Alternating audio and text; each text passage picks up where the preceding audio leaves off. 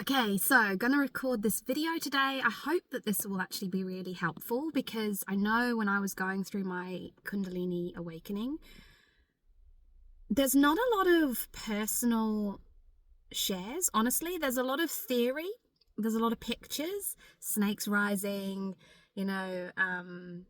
chakras, but from a personal level, like what is going on. And I think a lot of the personal shares as well get sensationalized. The whole Kundalini thing gets sensationalized. Kundalini Awakening is dangerous. Forced Kundalini rising is dangerous. The experience of Kundalini, like, what does it feel like?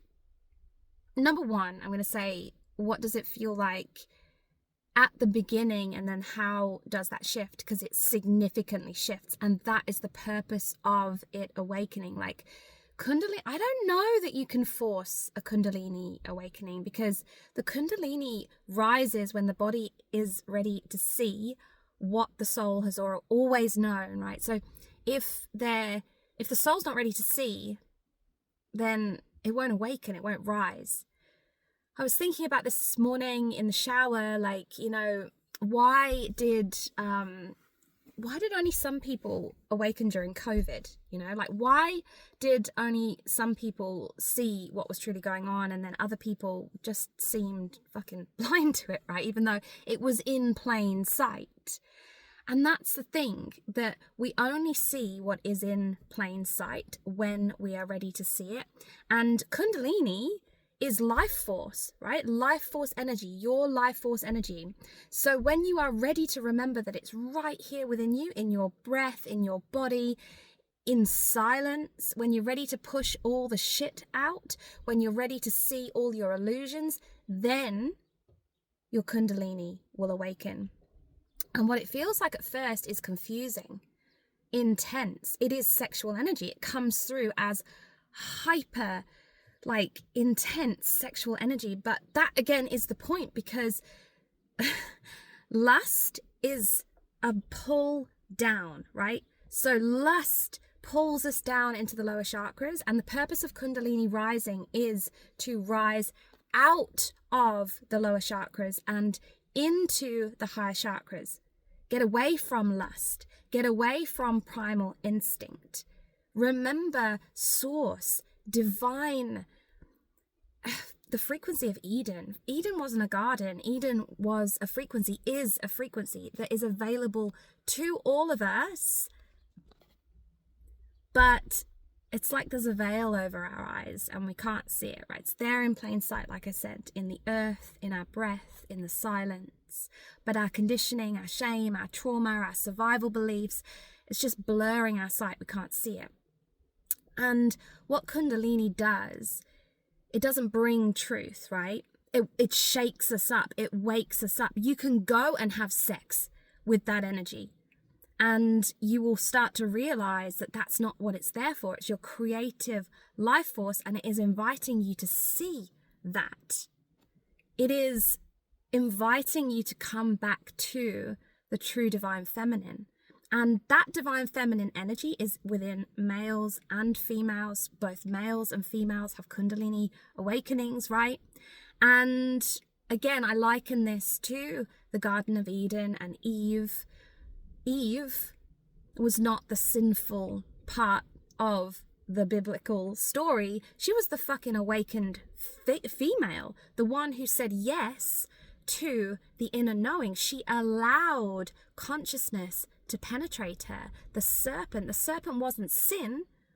The serpent was consciousness. Kundalini energy in symbolic form. And this is why we see the serpent everywhere in all of these ancient texts and graphics. The serpent is our true power, and it is coiled at the base of the spine of every single person on the planet. But are you ready to have the truth revealed to you that you are the power? The power is not out there. The power is not in the systems that have kept you alive for the whole of your life. The power is within you. And this is why that biblical story has been so twisted, chewed up, spat out, the bite of the fruit, the sin. It's actually not obedience at all. It's the return of this focus inward, a choice to awaken from unconscious obedience and separation. My previous video in this series, Beyond the Matrix, talks about that we don't crack the matrix, leave the matrix, break the matrix by fighting those systems. Because in that, we're just recreating the patterns. We make a sacred choice to step out, to choose not to. And that choice starts in the center of your creation, to come back to your place of power, to come back to union. Because this bite of the apple, the sinful act, the story is that it created this polarity, right? Good and evil. But it didn't. It didn't create polarity, it collapsed it. Because when we come to the truth of that story, we come back to the truth that we hold the power within.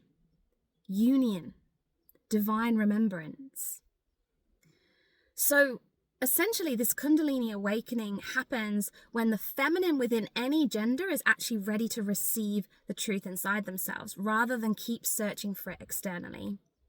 It also happens, I think, when we come to a point where we're ready to feel everything. My Kundalini awakening happened after I'd traveled away, and it was like the universe showed me everything that I'd been ignoring. Again, everything in plain sight. My relationship was failing. I was with the wrong person. I wasn't living in my truth. I wasn't fully expressed. I was holding on to all these limiting beliefs and stories. I have a purpose. I am a chosen one. I'm going to say it. I'm a twin flame, right? I am here on purpose with a sacred mission. It's been calling through every single lifetime, but I've clearly refused or not been ready to feel everything, to fully receive, to fully step into my power. So this inner feminine has to get to this place where it's ready to feel everything, and the masculine has to get to a place where it doesn't surrender, but it's ready to surrender. Right? It's ready to let go of control. And this usually comes through some sort of significant awakening. It can be a twin flame activation. It can be a death. I think for me, it began with a really significant trauma. Again, any significant trauma, something that rattles our control. We realize we have no control, right? It's so fucking bad whatever happens to us. It is so heartbreaking. It is so soul crippling that we just realize, however hard we try to grasp onto anything, we just can't, right? So grace then begins to move. The serpent begins her spiral ascent. She awakens when you stop bloody running from yourself, when you stop the distraction, when you stop the excuses. And often we've already begun that inner process, right? We have begun regulating the nervous system, doing yoga, breath work, something that is allowing the body to become a safe home for that truth to rise. And it rises from the pelvis, the foundation of our body, our center of creativity. A lot of people who have had trauma in fact, most people have issues with their back, right? We have to ask why. It's because this is the center of our suppressed expression. It is the place, because we've been taught to feel unsafe in our true expression. We hold down, right? We hold our expression down. We carry shame, guilt, fear. This is our freeze center of the nervous system. It's where, when things trigger memories from our childhood or our relational dynamics, the pelvis is home to that primal response, the freeze, the fright, the fight, the flight, fight, flight, freeze, right? When our expression is punished, we suppress after that. And this usually happens from very young. We use our voice, we express our emotions, and it's wrong. Be quiet, be seen, not heard. We feel shame for being who we truly are. And that energy becomes internalized, right? It becomes trapped. It becomes our contraction. And it's this paradox because our nervous system is our animal instinct trying to protect us from these experiences that we've had. But the paradox is that it actually disconnects us from the animal instinct that allows us to naturally regulate our nervous systems, because we disconnect from our body. We lose our sense. Our senses become numb. Our response goes away. We become reactive. We protect ourselves energetically, physically, with our actions, with our voice.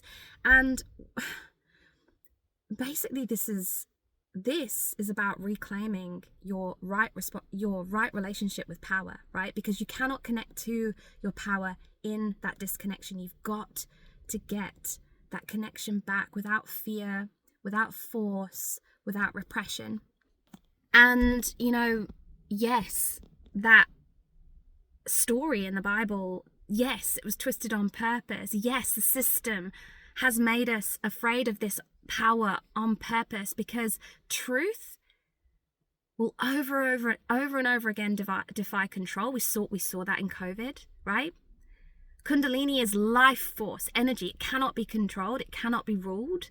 And when you act from your inner knowing, this is, what does a Kundalini awakening feel like? Fucking freedom.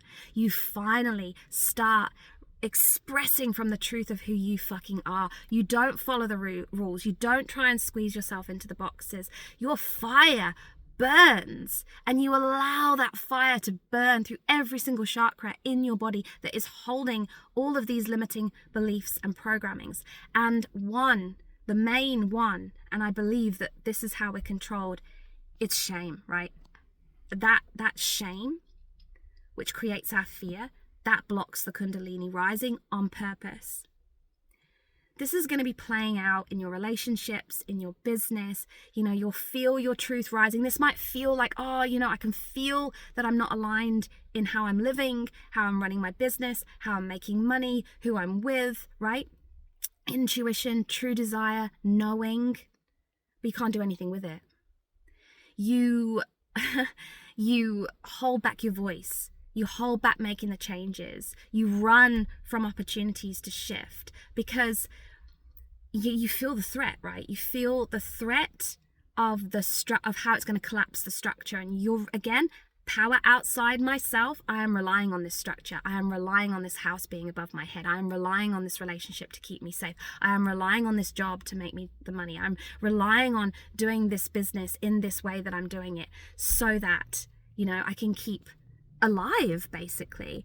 And this is effectively your shame, the way that you've been punished in the past, silenced, even exiled.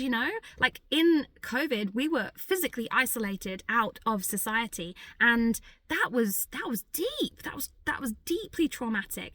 The nervous system is learning constantly through these experiences. Truth equals danger, and it shuts down. The pelvis contracts, the voice closes, the body shuts down. This is why our framework, our physical structure, our posture, our pain is all linked to this.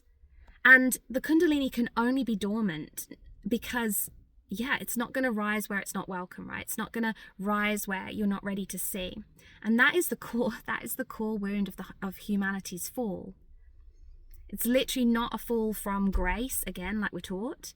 It is a fall into a fear of embodiment, fully embodiment of the truth of who we are, both as, divine and individuals, if that makes sense.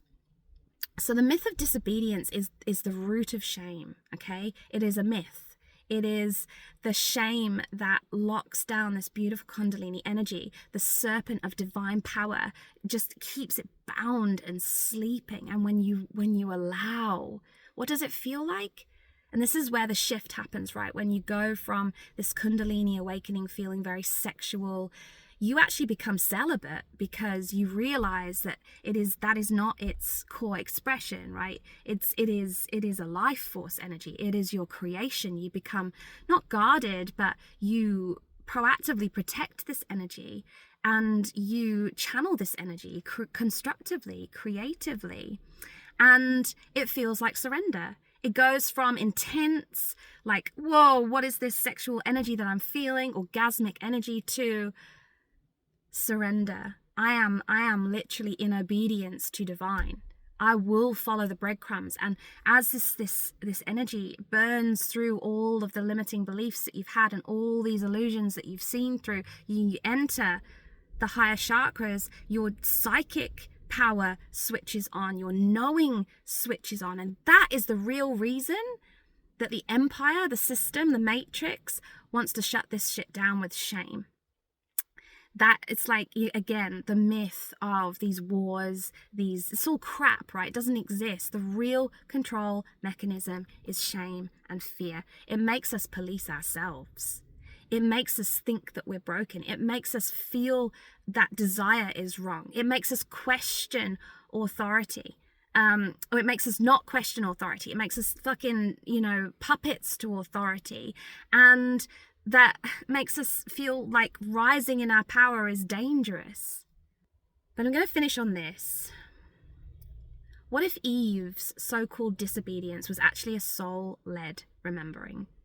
She listened not to the rules outside of herself, but to the rhythm of her own body. She trusted not in the voice of fear, but the voice of the serpent, consciousness coiled at the base of her being. And by biting that fruit, she didn't fall. She actually chose to see. She didn't choose sin. She chose sovereignty. And the empire has been terrified of feminine truth ever since. Your body, if you are in a Kundalini awakening, it is remembering that Eden frequency. It is remembering the power of the serpent, honoring the serpent, the original teacher. And every time you choose to not recreate the matrix, to choose your truth, to speak your truth, to say what you actually feel without guilt, to trust your body, to embody your pleasure without shame, create without asking permission, you're breaking a spell. So I hope that has been helpful. I hope you understand what a Kundalini awakening really feels like. If you're in one, then please read the description. I can perhaps offer some support. And if you aren't in one, you're just curious, I would say one's coming, right? Because you're on that path. But yeah, I'll leave it there.